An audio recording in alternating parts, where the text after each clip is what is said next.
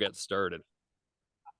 Okay, so this is going to be a conversation to get clear on the unspoken rules that we live by so we can remove some of the blockages to our happiness and progress in life because we all have these unspoken rules under the surface and we know very little about what's going on inside of us, and if we don't know about these rules, then it means we're being ruled by them.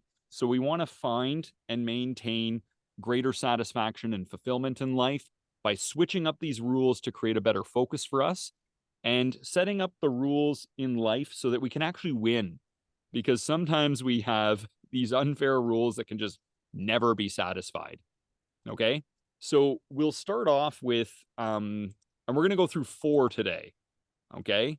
Now, the first thing we're going to do here is we have to, in order to find out what your rules are, you have to just give an unfiltered response to what I'm going to ask you. So I'm going to ask you to fill in the blank, and I need to know what your brain says, no matter how silly or wrong it sounds. Okay. So don't filter it. Don't overthink it. I need to know how your subconscious fills in the blank. And that's the subconscious rule. You might know better, but you got this idea stuck in your head. And that's what we need to know. Sometimes you get a horrible song stuck in your head. I'm not saying it's a bad song. How many people here have had Baby Shark stuck in their head? Like, there you go. Exactly. So it doesn't mean you love that song, but it's there and it's playing on loop. So we need to figure out what are some of these things playing on loop in the back of your mind that might be creating unrest or inner disturbance for you and putting you into an unresourceful state of being. Because if we don't ever uproot some of these rules and upgrade them to something better, then it's always going to, in a very hidden, indirect way, um, limit us. So, and in order to be successful in anything in life, we need to be able to manage our emotions. It's a key to success in anything in life is managing our emotions. So, here's rule number 1. And I want you to just write down your answer. You can just throw it in the chat, write it down right away. You're just going to fill in the blank. Okay. Is everybody ready? So fill in the blank with whatever your brain says. Here it is. Problems are.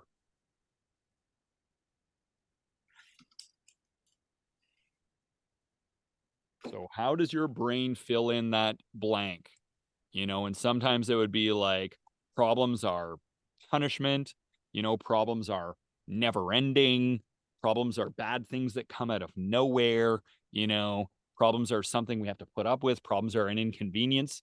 So you might even say problems are problems, you know, but all of these things problems are annoying, problems are hard, problems are scary. Any of these kinds of things can really limit us, right? So what we're going to be doing here is we're going to score our rules at a 5, okay, based on how empowering they are. And if it's not a 5, we'll discuss what we can switch them up to, okay? So here's the first question I want to ask you. Does your rule, whatever you answered, does it give you the feeling of control instead of feeling powerless or helpless? So if you said problems are learning opportunities, well, great, you're in control because you can control how well you learn the lessons. So you would give yourself a point, right? But if you said problems are bad things that come out of nowhere, well, you wouldn't get a point. Okay. So throw it into the chat if you got a point on number 1. Then we'll go on to point number 2. Does your answer seem purposeful instead of random or aimless? Right? So if you just say problems are inconveniences, well, what's the point? That's random or aimless. You don't get a point, right? If you said problems are learning opportunities that help us become wiser and better, well, great. The purpose is built into that, right? It's there to help you self-realize and unfold your potential. So we want to know, does your rule, is it purposeful rather than being random or aimless? And if it's purposeful, you give yourself another point. Okay. Now the next thing is it focused on the process instead of an end result? Because problems are never ending. So we want to have a rule that's all about the journey, right? Instead of a destination. So sometimes people will say problems are stop signs. Well, that's like an end destination. Our problems are an inconvenience. Well, how does that help us in the journey? We want it to be more process oriented for another point. Now, number 4 is, does it lead to gratitude and acceptance instead of bitterness or resentment? So I think Joel threw in something like problems are gifts. Well, if you view it as a gift, you're gonna look for that silver lining. It's going to lead to more of an attitude of gratitude and acceptance, right? And then number 5 is, does this attitude help me be the kind of person I want to be? Does it serve my life goals or not? So if you said problems are scary, I don't think your life goal is to live in fear. So we would say like, no, that's not really helping me here, right? So by now, those are the 5 criteria. Everyone should have a score out of 5 for your problem rule. So just throw into the chat what your score is out of 5. And then does anyone care to share any thoughts on this, right? Because then we can talk about different alternative ways of looking at problems that could be a 5 out of 5. Okay, can you tell us what the 5 are again? Yes, of course. Number 1, does it give you the feeling of being in control? Does it give you the feeling of being in control? If yes, you get a point. Number 2, is it purposeful? If yes, you get a point. Is it focused on the process instead of an end result? If yes, you get a point. Does it lead to gratitude and acceptance? If yes, you get a point. And does this attitude help me be the kind of person I want to be? If yes, you get a point. Okay? So, now everybody here, by the looks of it, and we've been meeting up for a long time, and everybody here looks like they're doing pretty well, perfect on their problem rules, right? Like, so we crushed it on this one. It's a good warm up. Okay. But if anyone's watching the recording, most people don't do very well on this one. So, I can there's out no shame in myself. that. I can out myself because when you were talking about your first gut response, I think my brain went a little somewhere different where I was almost describing it to someone else. And so what I had said was problems are things that get in your way. And I don't certainly believe that they're blocks, but I was almost describing what they are instead of probably a larger vision, which I do have. So me trying to oversimplify and go back to my immediate response, I think stripped down what I would normally say. So I thought that was kind of interesting, but it'll also help adapt me for as we go through other examples. Excellent, excellent. And if you have some of those subconscious tendencies, it can affect our moods. So sometimes it's just a matter of, reinforcing a new perspective until that's what your subconscious is now producing and it becomes a natural response, right? So excellent. And some good, good ways of looking at problems. We could look at it as they're just opportunities that open us up to new learning and new experiences. Problems are invitations to learn, evolve, and discover our true potential. Problems are fuel for personal growth and self-discovery, guiding us to our higher potential. Problems are nothing but events, but if we view them as opportunities, we can benefit from it and never have a problem again. You could call them blessings in disguise. They give us valuable insights and lessons that help us become the best version of ourselves. And they guide us to success qualities. The key thing here is this, would you trade back all your problems from the past if it meant you couldn't be the person you are today because of it? When we look at it this way, we realize that as uncomfortable as problems were, they did make us stronger and better. And so we want to treat it like a workout. A workout might have been uncomfortable, but we don't say, I want to take that workout back because it made my muscles sore. We're like, no, it made me stronger and more resilient. And that's the attitude that best serves us moving forward, because problems in life are never ending. We all have a lifelong relationship with these so-called problems. So we need to be able to make friends with problems. And one of the ways I've always handled that is whenever there's something we define as a problem, I don't even look at anything as a problem anymore, but I would always say, what's good about this? What can be learned? How can you make it better? And then you realize that problems are nothing but opportunities for you to develop your higher potential. Like, it's just, once you do it enough times, you tend to just embrace it and keep your inner peace. Anyone else have any final thoughts before we move on to number 2? Oh, is everybody Yep, he's back. all right? So I think we're just back. said the most important thing in the world, but Zoom cut out, so I'm not repeating it. Ah, I'm just kidding. Does anybody have anything else to say about problem rule before we go on to the second rule?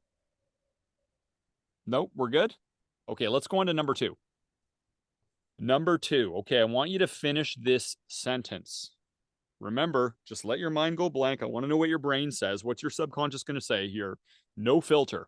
I don't care how wrong or silly it sounds. Fill in the blank. Are you ready? My work is. My work is. So how does your brain answer that question? Right? Fill it in, and then let's score it on a scale of 1 to 5. Now, this one gets a little bit more complex, and I'll go into how to upgrade this one. But because we want to, usually I find people can have a decent rule here, but we want to have the best one possible if we can. Now, here's how we're going to score it 1 to 5. Okay. Number 1, does this answer inspire and invigorate you to approach your work with focus, passion, and excitement? Basically, I want to know that this answer doesn't diminish your enthusiasm. Okay. So if it's like, my work is hard, or my work is confusing, or my work is easy, it's not going to really lead to focus, passion, and excitement. Or it's a necessity, or it's boring, monotonous, repetitive, and dull. Right? So we want to be able to have an answer. So you give yourself 1 point if it leads to focus, passion, and excitement. Number 2, does it give you the sense of control of the experience instead of being helpless to the situation? Does it give you the control of the experience? Right? So you wouldn't give yourself a point if you said, my work is something I do because I have to. Right? My work sucks because my manager is an egomaniac. Right? Now we don't feel in control. Or my work is full of ups and downs. Right? Now it seems like you're acting like it's happening to you and you're a victim of the circumstance. My work is lame because my coworkers suck. My work is busy and hectic. Right? So does it give you the control of the experience? For point number 2. Number 3, does it lead to gratitude and acceptance? Does it lead to gratitude and acceptance instead of what we wish it were or think it should be? So some people might say, my work is supposed to be meaningful, but it's not. Or my work is underpaid and undervalued. My work is not as good as it should be.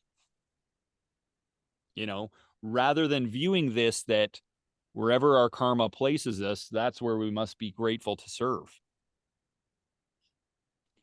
And then number 4, do you view your work as having a greater meaning that links you to the bigger picture, rather than just being purposeless or doing it solely for personal gain?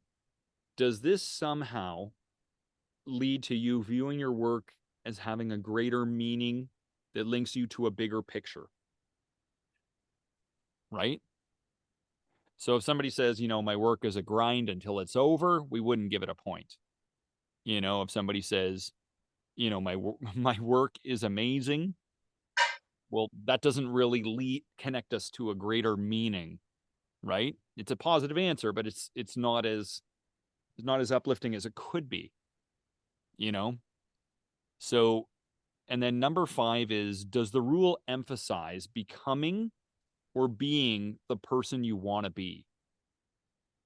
So if you think, does your rule emphasize being or becoming the person you want to be? And that will give you an answer at a 5, or a score at a 5 on your rule. If you think my work is stressful, but I have to do it to pay my bills, it's not going to help you be the kind of person you want to be. It's going to make you feel a little bit resentful. It's like, I don't want to do this. I got to do this. Right? Or if my work is a bit shady, I have to constantly exaggerate to sell more products and services. How does that link you to a higher purpose? Right? So here's generally how I score things. If your answer is a 0 to 2, it's a job. It's just a job. If it's 3 to 4, it's a career. And if it's 5, it's a calling. Sometimes that answer of a 4 can be a calling too. It just wasn't well defined. But we want to kind of break it down like that. So anyway, so it's like, and it's a calling means that it's less about what you do, but it's more about who you are. Like things you would do for free, what you love, what keeps your interests. So that is kind of how we assess this one. Now, this one's a bit heavy going into our work.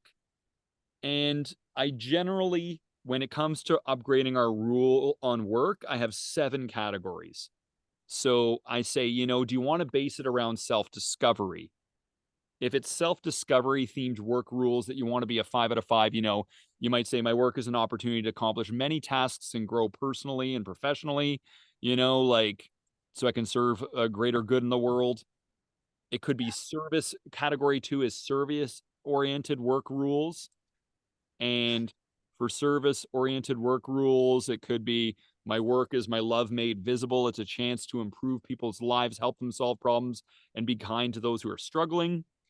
Category 3 is spiritualized work rules. It could be my work is a spiritually appointed position to have a positive impact on suffering humanity or the spiritual development of myself and others. You know,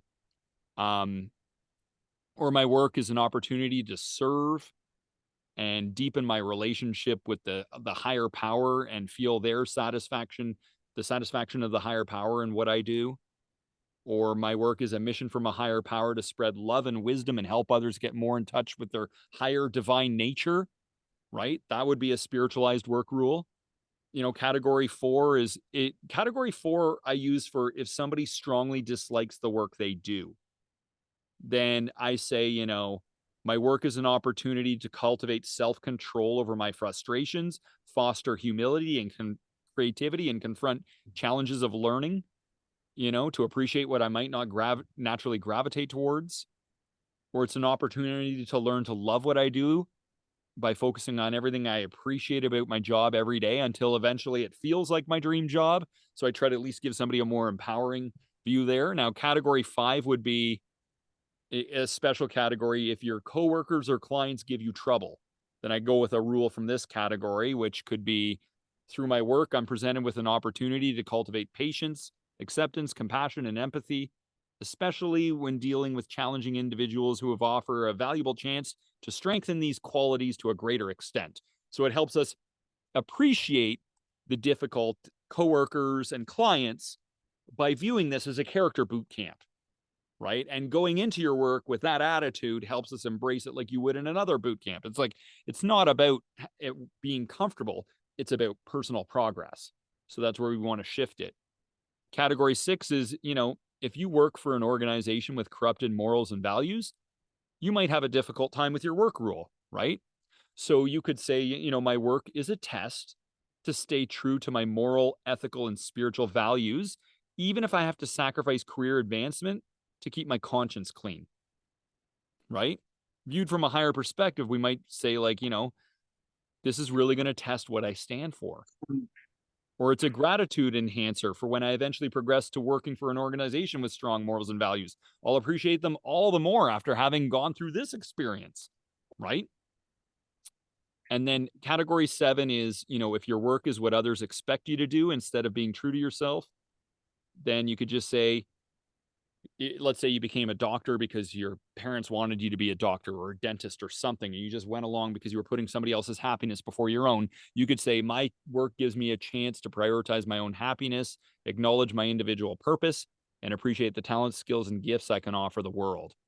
Or it's a training grounds for me to learn non-attachment to the expectations of others as I discover the courage and strength to be true to myself and my calling, right? So that is all 7 different categories I'll go into when I do an upgrade on my work is rule. All right. And all of those are like 5 out of 5 empowering. because I usually find we want to kind of customize this to make it so that it's honoring the unique situation we're in, because work situations can be so variable, right? So let's do this. I'll hit on. Okay, yeah. To answer your question, you'll have a knee-jerk answer that might sound junky around my work, right? Like, so something negative comes out. That's what we're after. That shouldn't be in there, right? Now, then you might audit yourself and correct yourself and say, oh, no, I know better. Like, I should say my work is my passion for life and blah, blah, blah. And life and my work loves me and I love my work and whatever. Right. And then we might come up with something, but then it's like painting over dirt. Like, we've got this subconscious programming that's grooved in there and it's stuck in there like a bad song. And that's what we're trying to get rid of and purify. So that's exactly, you're right. That's how we do this. So the purpose of this exercise is not necessarily to score high. It's to like possibly dig out any low answers and deal with them. It's to take your low answers and decide, I want to do better, and then find a 5 out of 5, come up with a 5 out of 5 response that you know is a 5 out of 5 that sounds best to you. And then to embed that and work it in and assimilate it in your atoms and know it in your bones until it is a natural part of you and it is programmed in there. And then it's just going to run on autopilot in your subconscious. And you want to make sure it's a 5 out of 5 for your own benefit. You might settle on a 3 or a 4 or whatever. So you want to make sure that it fulfills all of those criteria to give you the most empowerment. We want an attitude towards your work that is going to strengthen you, not weaken you. Yeah, I mean, your work, everyone's work, I believe it's a program. Sorry? We consciously curate and then program. There you go. There you go. I mean, your work is I think it's a deeply spiritual calling for all of us, you know, wherever we're working is. And I think there's always growth and learning in that. And I think we should always do the best we can with wherever we're at with whatever job. I also believe we'll always have the best outcomes if we're grateful to our employers, no matter how much they might not be perfect, or maybe how much they might do things that might frustrate you at times. We're always going to be the person we want to be when we're embodying that attitude of gratitude, and we can always find something to be grateful for. So, you know, so yeah, great. So you could say my work is to help others find healing, and, you know, you can word it however you want. My work is my passion for life. You can word it however you want right now. And just, I'm going to challenge you to just over the next week, sit with this and see if you can craft something that just really invigorates you and ignites a spark inside you. Like, yes, I love that. That's what I want to tell myself. And then what you do with this is, when you wake up in the morning, you think about this new empowering work rule before you start your work day every day. You bring your attitude intentionally to your work, right? Don't just let this empowered attitude happen by accident. Be more intentional about motivationally charging yourself and inspiring yourself before you begin your work day, and keep these things in perspective, because a lot of times we're too focused on the little day-to-day things that get us up and down and whatever, and we need to keep the main thing the main thing. Okay, is everyone good on that one there? Now, why don't we go on to rule number 3? Rule number 3, okay? I want you to finish this sentence. All right? Here we go. With whatever your brain says, no filter. What's happening in my life right now is...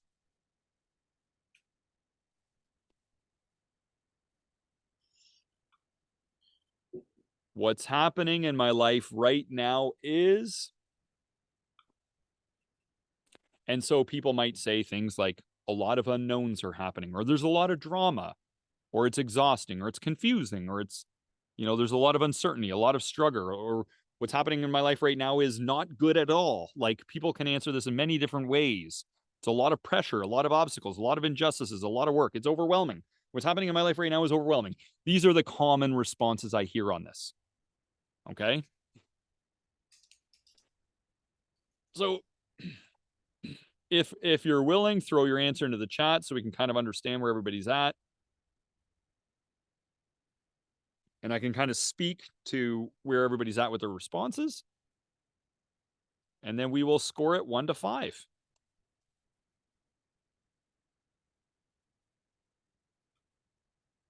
Come on, Coots, are these really your knee-jerk reactions? I took one large breath and that's what came out. I don't know. And I think because when I thought about what's coming up, like the wedding and stuff like that, I see that as such a positive thing, even though I'm spending way too much money Okay. on So stuff. So for me, it was like I'm going to answer on Coots' behalf because I know where his answer comes from. So Ooh, okay. he said, what's happening in my life right now is a beautiful journey.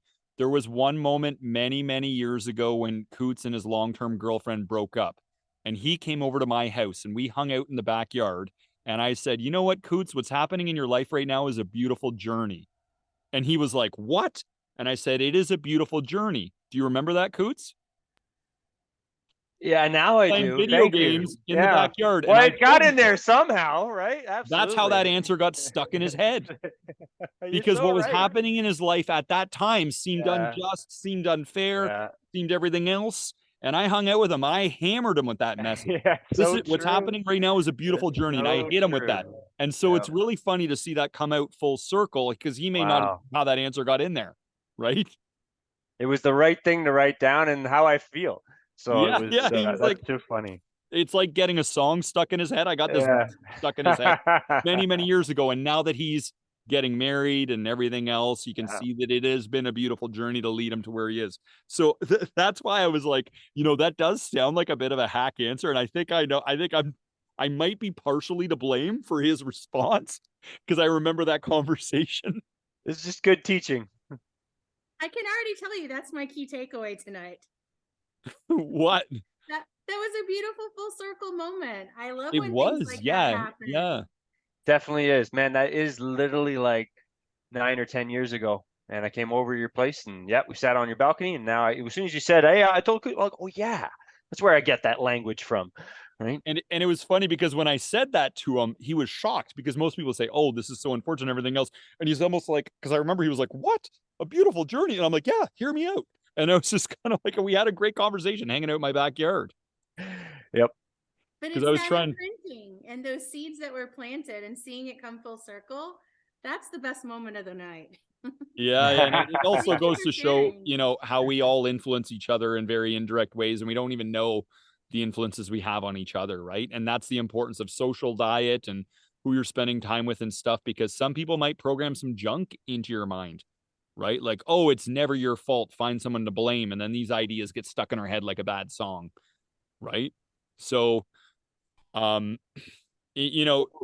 ideas also come in too because we tend to default and unconsciously think that what is happening right now is the end of the story, right? You have a bad breakup, you lose your job, something, sickness, you have some kind of crisis, and we tend to go, oh, this really sucks. This is whatever, instead of this is the stepping stone for what is coming in the future. Or it's like I don't remember which Tony Robbins it was, but he talked about a guy that like a horse wanders into his pasture or something, and the neighbor's like, oh cool, you got this cool horse, that's cool. And he's like, maybe. And then his son is riding on the horse and falls off and breaks his leg, and the neighbor's like, oh, that's unfortunate. And he's like, maybe. And then the soldiers come in during this war, and they're taking all the able-bodied men to go off to war, and his son doesn't go because he's injured. And the neighbor says, oh well, that's fortunate. And he says, maybe. The point being that you take one thing that is happening in and of itself, and it doesn't paint the picture for what is unfolding and those chapters that haven't been written yet, right? And we're all free to finish writing our own book. But when something happens, you're like, this really sucks. I just got T-boned. It's not what I wanted. It's not what I had prepared for. And we just don't know. Yeah, you're right. You're right. So in essence, don't judge the moment. Right. Every moment is connected to every other moment in indirect ways, and it is all unfolding. The universe has your back. It's rigged in your favor, right? And the owner of the hotel, the owner of this franchise hotel I'm staying at, just showed up and said, here's another room, here's another key to the room next door. Use the microwave over there until the maintenance guy comes tomorrow. Get whatever you need over there. Here's some extra things for you. And by the way, it's not just your internet, the internet all over Savannah, Georgia is down. So there you go. Ah, So love it. problems are solved. All problems are solvable. It's just a matter of getting through it. And it was Love it. creative how it got done. So I love that. Love it. Love it. It all works out in the end, right? So for some of you, what's happening in my life right now is rules. I can see like Steve's is preparing me for the next big thing. I think that's a 5 out of 5. I think that's and you know, Charmaine said part of my path and shows me areas for growth. I think that's a 5 out of 5. Now we'll go into scoring them, but I can tell just my guess is that these are the kinds of attitudes we want to have to embracing the moment, right? Now, point number 1 for a point on auditing your rule for what's happening in my life right now is, number 1, does it bring you more peace? Does it bring you more peace, right? So yes or no. So you might say that with Charmaine and Steve's answers, it soothes the moment. It can be somewhat soothing because, you know, it's connecting it to something else, right? Rather than looking at it an end in itself, right? You know, Coots's reply, a beautiful journey. Yeah, I think it just bringing in the terms beautiful journey, it helps us appreciate the moment. You know, like Coots's breakup, appreciating the moment. Well, because of that, he's having new experiences with new people he wouldn't have had otherwise. We wouldn't have hung out in the backyard if it wasn't for that, right? It's taking him on new adventures. He's going to meet new people. He's going to grow in new ways, right? And in the end, it's all going to be beautiful, right? So it's like it soothes us in the moment to look at it that way. Number 2, is it purposeful? Is it purposeful? So Charmaine talked about it being for growth. Steve talked about it being a setup for something else, right? You know, so if we just say what's going on in my life right now is stressful, well, we're not going to get a point because it doesn't really seem purposeful. If we just say it's really confusing, well, what's the point in that? Right? So is it purposeful? That's number 2. Now, number 3, does it give you hope for a better future? Does it give you hope for a better future? Because I'd say with Charmaine's, if it's showing you areas for growth, well, if you keep growing and you're better, the future should be better. Because as you're wiser, you can do better in life, right? So great. Love that attitude. So number 3 is, you know, does it give you hope for a better future? Number 4, does it lead to gratitude and acceptance? Right? Does it lead to gratitude and acceptance? And then for the 5th point, does this attitude help you be the kind of person you want to be? Right?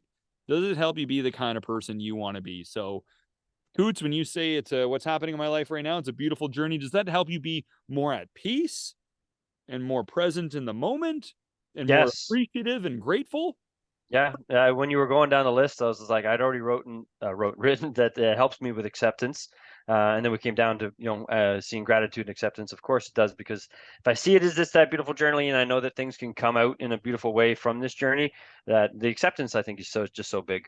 But and it also makes me feel more caring and loving, because you know, if I'm in a scenario with someone else and I use that same attitude, I can be more caring and loving at that moment. And I think, yeah, to me, it's just definitely a better way of seeing things. Great. So we've all got some great answers there. Now, if somebody was struggling here, I might throw some possible answers at them and say, you know, like for an example, a good attitude might be whatever is happening is exactly what is needed to happen. Whatever is happening in my life is exactly what is needed to happen. Try playing with that awareness. Try that attitude on, like a piece of clothing. See how it fits. It sounds like it's not going to be a good fit. You try it on and you might notice that your resentments and resistance to life start to fall away and you start to meet life on life's terms. And that helps you live life with a greater freedom and greater engagement, right? So that could be a great attitude. You know, whatever's happening in life has a purpose. There are no accidents in the universe. Master Oogway from Kung Fu Panda said that. There are no accidents in the universe. Or what's going on, or whatever happens in my life, I'll handle it. Right? Like there was a similar wording, but there was a rule I helped somebody come up with. They were experiencing a lot of fear and anxiety in social situations. They'd be cutting their nails. They'd be like digging their nails into the point where they'd have blood in their nail beds because they're just doing this when they're socially around people. And then I gave them a mantra that really helped them. And their mantra, they're a spiritual person, and their mantra was, whatever happens, God and I will handle it. Whatever happens, God and I will handle it. They said now that they tell themselves this, they're reminded of what they need to remember, remembering what needs to be remembered, and then they're at peace. They have faith instead of fear, right? So these things can be somewhat like mantras, things we can remind ourselves of to help us better handle reality. You know, you could say whatever is happening in my life right now is meant to be so that I can ultimately be free.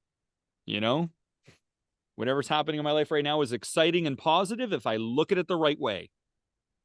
You know, so it's all these different ways of looking at it. Now, anyone have any more thoughts about that? The attitude towards whatever's happening in my life right now?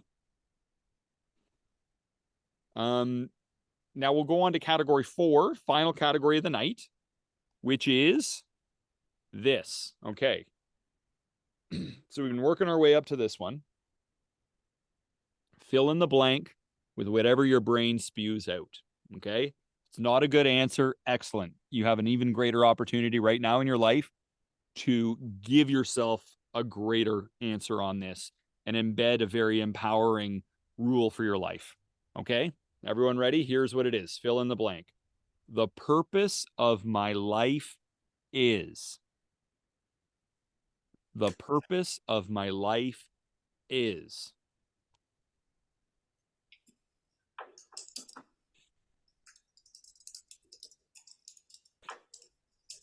And just write down whatever it is, and then we'll see if there's an opportunity to expand your answer, maybe add a little to it, maybe change it completely, or maybe we'll verify that you're on the right track. We'll see how it is. But ultimately, we have some sort of a relationship with whatever we feel our life purpose is.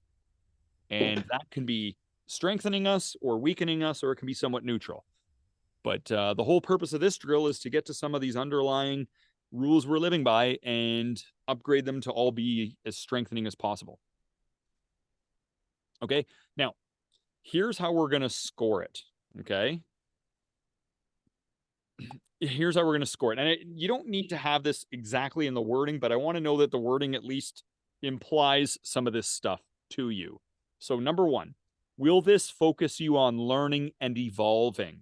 Will this focus you on learning and evolving? Right?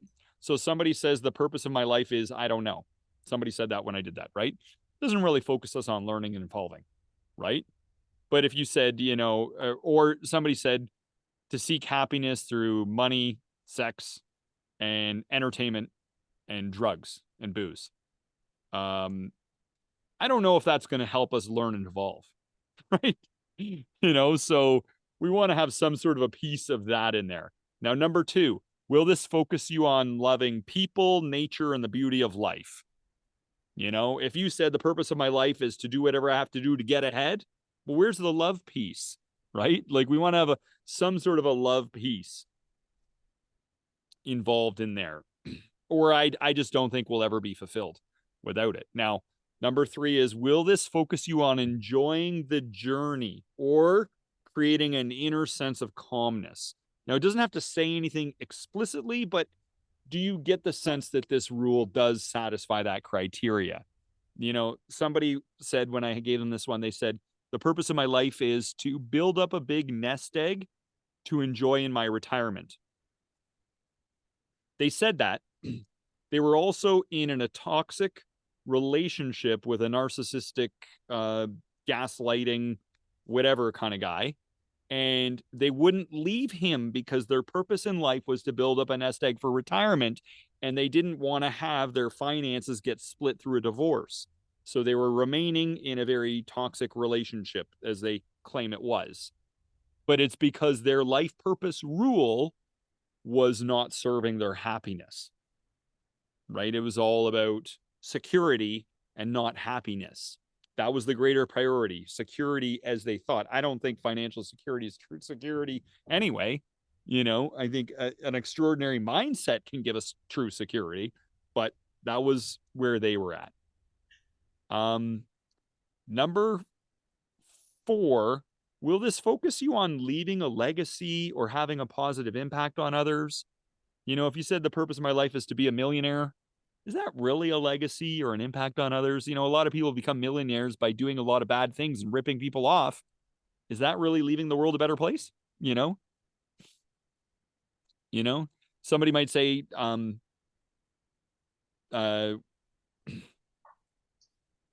somebody might say, you know, the purpose of my life is to party. I had that one before. It's like, well, is that just chasing excitement, surface level excitement?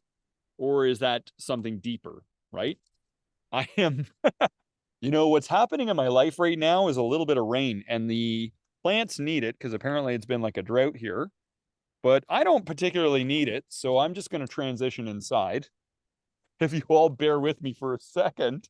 I'm just impressed you made it through the mosquitoes. Yeah. You telling me that wasn't a fake background? Yeah. So much for this fake back. I know it looked like a Yeah, fake drop. the chipmunks were impressive. For sure.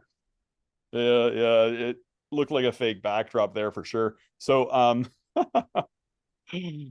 no, I was like, that's funny. It just started pouring there a little bit. Excuse me for a minute as I just get the lights on and everything here. Okay.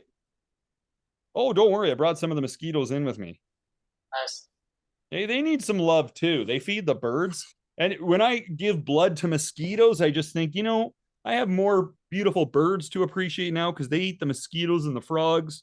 So in some way, my blood, I'm donating blood for these creatures, these wild creatures that I do enjoy.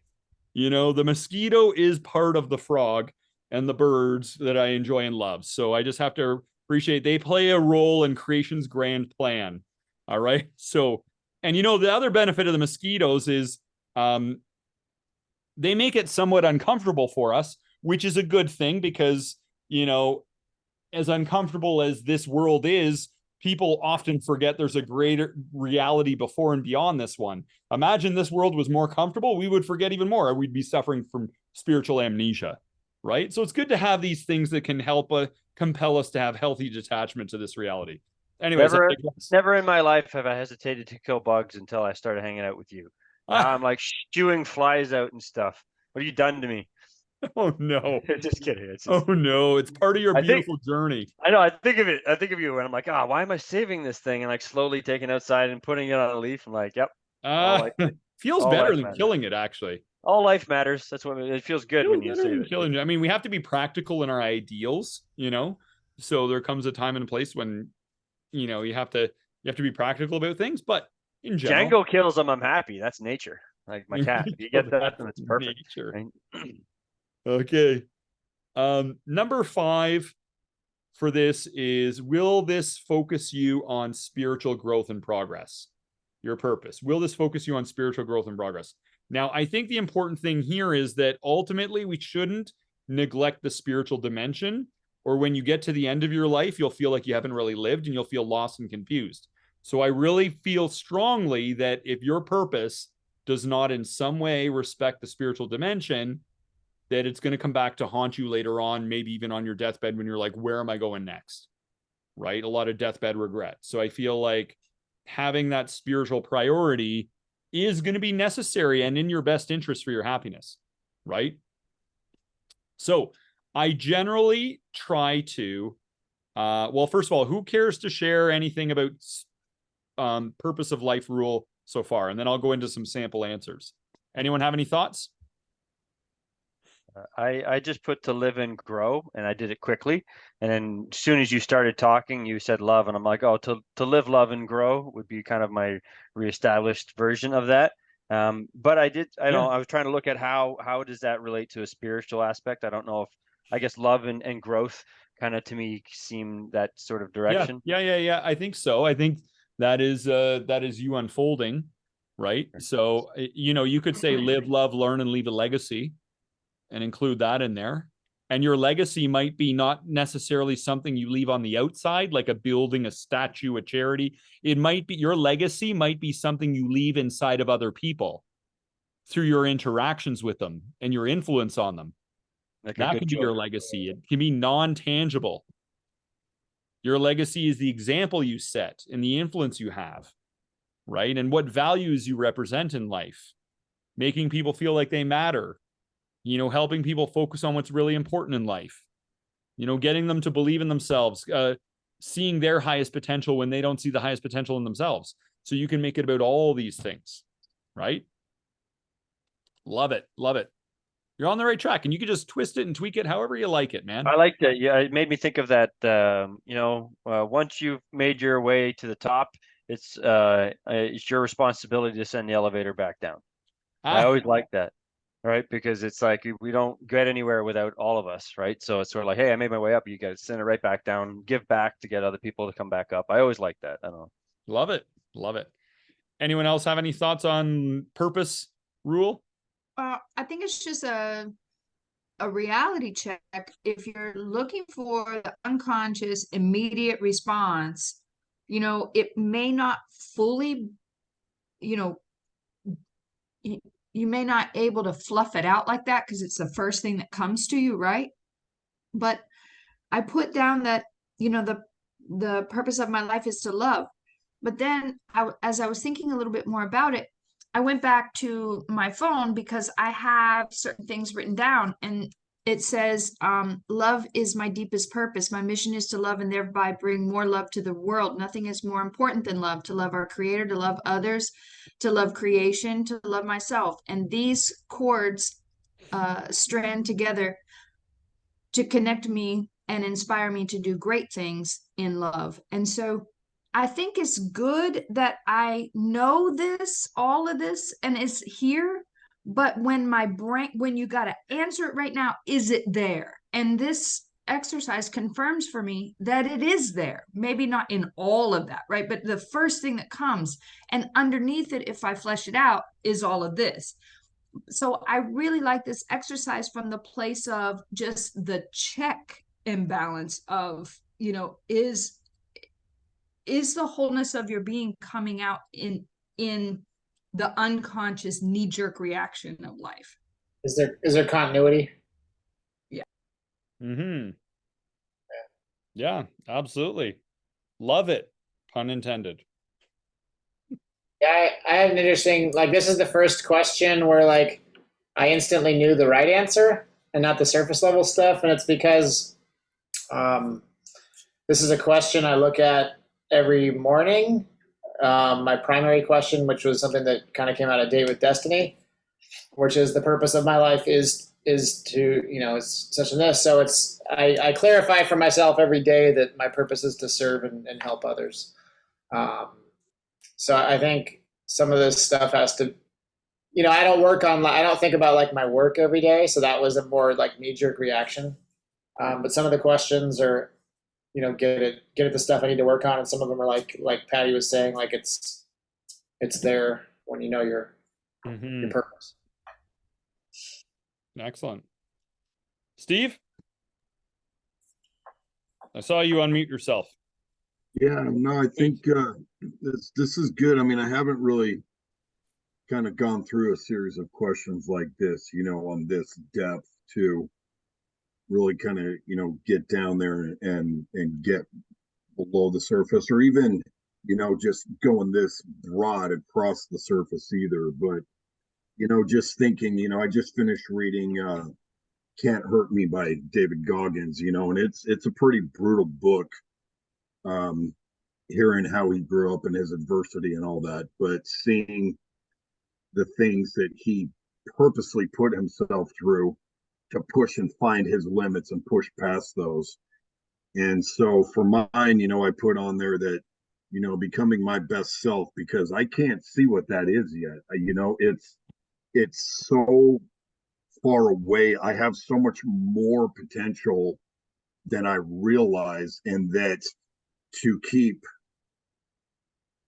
actively pushing and driving myself to get better in my routines, get better in my responses and my interactions with the people I encounter, with my family, to get better with changing my state faster, when I get overwhelmed, to not react, but to, act, and just all the ways that I can show more gratitude and do all these. I don't even know where that is. And I think all of us have so much potential. And so for me, I just, I want to spend the next however many years I have on this planet just pushing as far, as fast ahead, to see what I can become. That is my legacy. I have certain things. I've kept a daily journal for 32 years. I write about you guys in there. I write, all kinds of stuff, and not many people have ever done something like that, and that's something that my kids all know about, my grandkids all know about, that, kind of thing. But it records the progression of my life over the last 32 years. But I want the next 10, 20 years, to be a steeper progression than what the last 30 has been. Of, really pushing myself to find out, who is Steve Smith really? What am I capable of? What can I do? And so I really like these questions. I copied them and threw them in a Google Doc so I can go visit them later to kind of really dive in on this. You know that Joel's going to ask me to send a handout to the group at some point, right? So you making notes right now doesn't matter, because as you've seen, I'm throwing some stuff into the chat for you guys. How do I do that? I just know it's coming from Joel. By the way, Steve, your answer is very, very virtuous. Basically what you're describing is you're on a journey to character perfection as you love and live and leave the world a better place. Jesus, in fact, said, "Be ye therefore perfect, even as your Father which is in heaven is perfect." It's all about seeing, being your better self in that pursuit. You could call it self-realization, right? Which is it's a very virtuous pursuit for sure.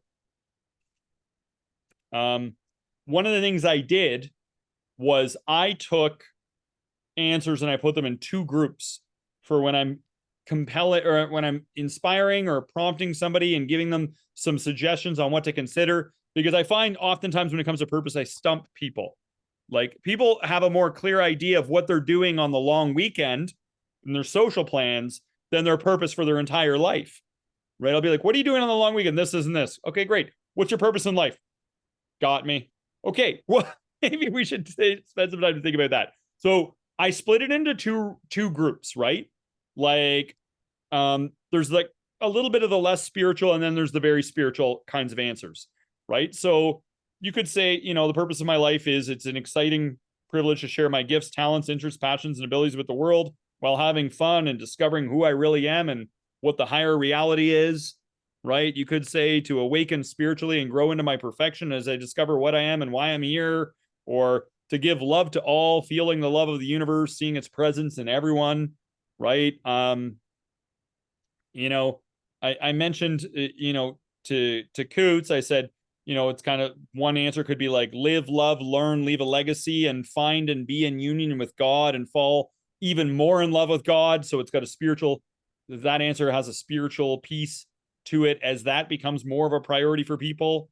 Although I don't push people for the spiritual side of things, I just say, go with a very materialistic answer if that's where you're at in your journey, right? Just make it, one step at a time wherever you're at in your journey. Don't worry about the spiritual side of things too much at this point, right? Eventually in time, as you progress, it may become more relevant, right?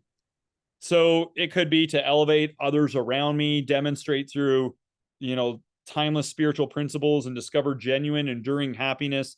There's a number of different things. Now, I also have a category of very, very spiritual answers where you could say, you know, like my purpose of my life is to seek and find, you know, the love of the creator and strive and help others do the same. You know, or my legacy is to be the kind of person God would have me be, do the things God would have me do, and enjoy being a vessel for God's love and glory here on earth. Right? Or it could be, you know, I'm here for the complete surrender to the will of God wherever it takes me, sprinkling love and wisdom wherever I go. You know, these are some very spiritual answers. They're also 3 of my past answers that I used on this, but that I came up with. But it's kind of like, you know, or you could say to give love to all, feeling the love of God, seeing God's presence everywhere. Like, these are very spiritual answers that can help us out as well, right? So the idea is to just find something that works for you right now with where you're at. There was one I saw from Peace Pilgrim. It reminded me of Steve's, but Peace Pilgrim said to do God's will for me, which has led to a shift from focusing on receiving to giving, right? So that was Peace Pilgrim's kind of answer. And that was Steve's reminded me of what Peace Pilgrim had said. So I think the main thing here is this: whatever you decide works for you right now. Try it on like a piece of clothing, like for the road ahead. And then what I'm going to challenge you to do is protect the purpose. You need to remember what needs to be remembered, right? And then find that peace and tranquility by, you know, identifying your path and staying committed to it, making the occasional adjustments. So here's 4 questions you could ask yourself. What's my purpose? Who am I being right now? Who do I need to be? Then what do I need to do less of, and what do I need to do more of? Right? So it could be, you know, if I'm here to be a vessel for God's love and glory here on earth and unconditionally love everybody, I might be like, who am I being right now? Well, you know, I wasn't very loving with the person at the coffee counter that screwed up my order and everything else. And what do I need to do less of? I need to do less of thinking about me and thinking about loving on people and relating to their reality. And, you know, just having compassion that everyone's doing the best they can with what they know. And when they know better, they do better, you know? And then, you know, so what do I need to do more of? I need to focus more on making people feel good and just leading with that. You know, it's not the end of the world if this person doesn't serve my coffee the way I want. I can feel better about the experience if I just uplift them. And then I can enjoy my mediocre coffee or whatever it is, a screwed up order, spell my name wrong, whatever, who cares, right? So it's just a way of like self-checking and course correcting as we go, right? So I'm going to do a little bit of a, and you know, what matters is not the meaning of life in general, but the specific meaning of life at a given moment. And I think Charmaine had something like that. You know, it's similar to asking a chess master, what's the best move in the world in chess? Well, it kind of matters where the game board is at this current time. And so it kind of matters what your current stage of development is. It's all relative to the game you're playing. You know, there's no best move for anyone. If you go with like a super spiritual answer now, it won't really serve you as you're working through your current very material lessons and engagements, right? Like, you need to have something that's very relevant to the particular stage of your beautiful journey, right? So this is kind of like how the human existence works. You know, everybody has their own unique kind of mission, and your purpose that you're protecting right now is going to be unique to you and your mission. And so I encourage people to just come up with something that really speaks to them and is true to them, and then just make sure that it's, you know, do yourself the favor of making sure that it's empowering or it's strengthening you. So let me just sum up what we did here.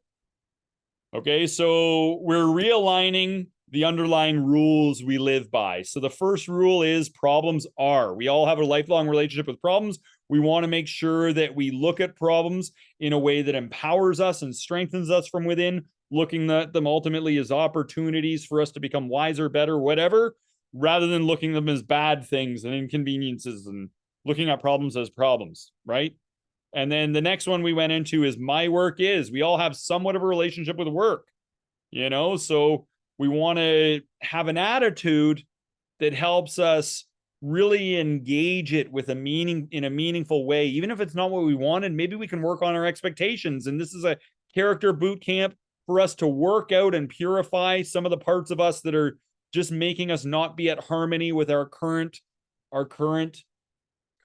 mission and where we're set up to be right now. Remember, there's no accidents in the universe, right? And then the third rule we had was what's happening in my life right now is. And we want to have something that helps us surrender to the flow of life and meet life on life's terms and engage with the process of life and then somehow view it and accept it rather than resenting it. Because that resentment, life is what it is. You know, we're not going to change everyone and everything to suit up with how we think it should be. So it's better for us to change ourselves instead by being more accepting. And then facing life with curiosity and acceptance and to make things better rather than resenting and resisting what's in front of us. Right? So ideally, you know, whatever's happening in your life right now is exactly what is needed to happen for your greater good, even if you can't see it yet. It's a truth that we often don't know what's best for us, you know? So, and then the final thing is the purpose of my life is, and we want to have something that really engages us with the learning lessons that are appropriate to this level in our journey to character perfection, as Steve would say. So the key thing right now is reinforce the new rules. Reinforce them. Your focus creates your reality. So shift your focus to this stuff and you will change your reality, right?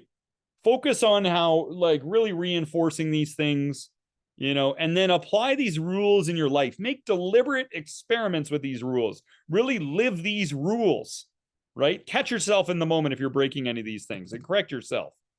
Really get them. And then I want to challenge you to just be even better at staying in touch with these attitudes and perspectives. You know, do a twice daily reflection if you have to. Put it on a mug, whatever. You know, for me, it was like I included the purpose stuff in my prayers twice a day. And so it just became, you repeat them enough times, hundreds of times over a year, 2 years, whatever, this stuff gets stuck in there and just becomes a part of who you are. You're programming yourself. You're being intentional about creating who you are and how you're showing up in the world. And that's what this drill is all about. Okay, everybody's frozen.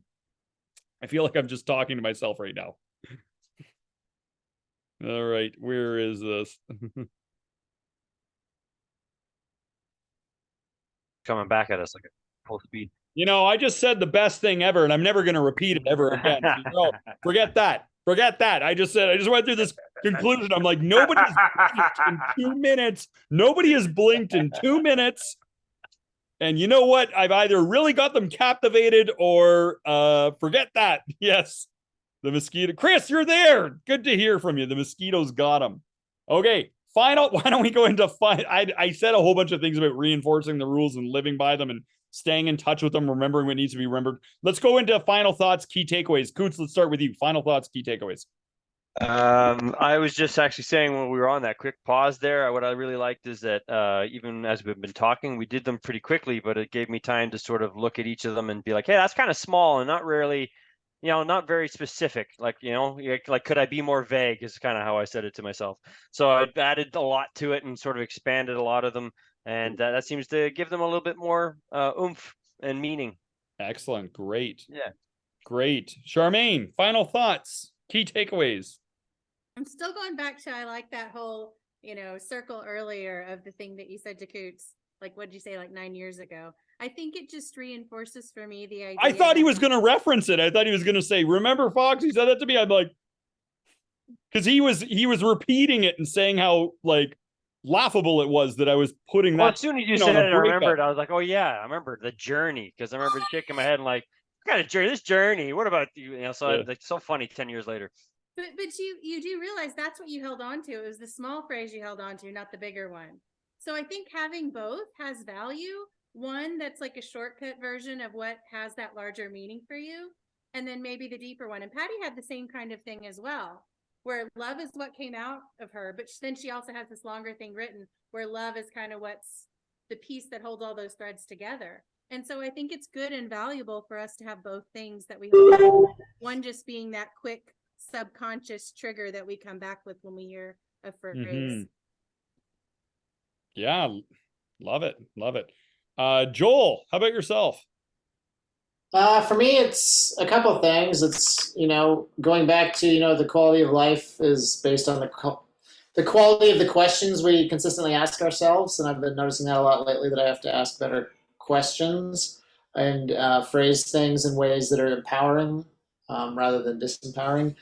But also, just in general, it's a reminder that there is kind of like this knee jerk surface level stuff that comes up. And I've shared in the past a quote about standing porter at the door of thought and only let in the things that you want realized in your bodily results, which, Tony Robbins says, basically the same thing, determines whether you feel rich or poor, cursed or blessed, like whatever you accept. So if we're letting the surface level stuff rule our experience, then we're going to get like a low quality of life. And if we're, because it comes up for everybody, and if that stuff comes up and you're like, wait a minute, no, I'm not going to be, duped by that, whether it's just like this low energy knee jerk reaction, maybe somebody makes you mad and you just buy into it and get mad back instead of like, I'm going to love here anyway. And what can I do to help? Like maybe this is just an outpouring of asking for help, and maybe I just need to interpret it differently. So yeah, for me, it's a lot of different things, but it goes back to asking better questions. Yeah, questions direct focus, and focus directs the reality we experience and create for ourselves. It's a big deal. It all begins with those questions, leading to our thoughts, leading to our actions, leading to our character, leading to our destiny. It's a great pivot point in life. So very well said. Very well said. Steve, the butcher. I didn't see your butcher knife tonight. I don't know if you're feeling okay. I guess you said you're recharging. So maybe your butcher knife is recharging. Oh, there you go. Always a knife just right there, ready to go. I think for me, it's just the framework for being intentional, for instead of reacting, instead of falling victim to old habits or old mindsets, of being actively engaged and intentional, of reframing thoughts, reframing meanings, and just exploring where all this leads. Where does this take? Of what doors does this open? As I take these questions that I probably don't come up with on my own, sitting around thinking about it, but now it gives me kind of a framework to, really start painting a picture with. And I think, just the concept of trying to be intentional, in everything we do. We've tried to focus on that with raising our kids, that we take the time to explain the reason for the rule, or for the lesson, or for the example, but spreading that intentionality throughout all aspects of our lives, like Joel is saying, instead of, hey, this person almost just sideswiped me in my car, and I could have a very human reaction to that, or I could have a higher thought, a higher action, a higher response to that. And it's an opportunity to train myself to be better, to get to that better version of what I want to be. So I really like this framework, because it gives me a lot of work with a framework, though, that I can immediately jump in and start working on, versus trying to find a blueprint. So I really appreciate that. Nice. And it's all about taking yourself seriously, because you matter to yourself, you matter to countless other people, and you will indirectly influence countless other people. And we need to take ourselves seriously and our mission seriously. I know one guy who's kept a journal for like 32 years, and he's even written about this group, and he's inspired me, and maybe I could take myself even more seriously. But I think, love it. Amen, brother. All right. Chris, are you there? Are you there? And could you, I'm sorry, Chris, I know your picture isn't in. Maybe I could have done a better job of calling on you. Are you there? Do you have anything to add? He might not be there. Okay, maybe he's not there right now. Okay, Patty, are you there? I'm here. Okay, good. you know, I started out this evening with having no internet, and here I am having no microwave in this room, coming in here at like 30 seconds until we start, and everything's solved within, 90 minutes. And the first question out the gate was about problem solving and or how we view problems, right? And I even started this thing out by saying it helps us to be flexible and adaptable, right? And so I think it's good that these questions are not a one and done, but that they allow us to reflect on the deeper level of who we are. Because if we're always learning and always growing and giving, right, whether that these questions will continue to evolve, as everybody has said. But I think it's also important to see what's inside of us. And if I fall forward, which foot's going to come out first, the left or the right? And so that's what happens when we ask these questions and get the response. So I really appreciate the thought-filled questions that you brought tonight. And I love the examples that you gave and how you explained each one of them out. And I will definitely use these as kind of a biannual thing just to kind of check in on myself. So thanks for Yeah, that. it's great. It's great. It helps us every step of the journey, helps us course correct and keep up with our evolution by, and these are great things to focus on and to just, and use it to guide us forward in the journey. Okay. So it's an honor and a pleasure to meet up with all of you here tonight. And thank you all for, co-creating this whole thing that's we're putting out into the world to benefit suffering humanity, and whoever might watch this recording later on, and whoever you are, I just want you to know there's a lot of things you can do in this life, but one thing you cannot do is get me to negatively judge you. You have my respect no matter what, because we are all in this human journey doing the best we can. And I believe in everyone's highest potential, even when they don't believe in it in themselves. And it's an honor and pleasure to be here with you all going through this journey of self-discovery and self-realization. Let's do friends forever, enemies for never on 3. Fist bump, group hug, we're out. Everyone ready? Can you remember the phrase? It's friends forever, enemies for never. Okay, everybody got that? Here we go. 1, 2, 3. Friends forever. Friends forever. Enemies for Enemies never. for never. Fist bump. Love you guys. Thank you for the physical touch tonight. Have a good week. Great week.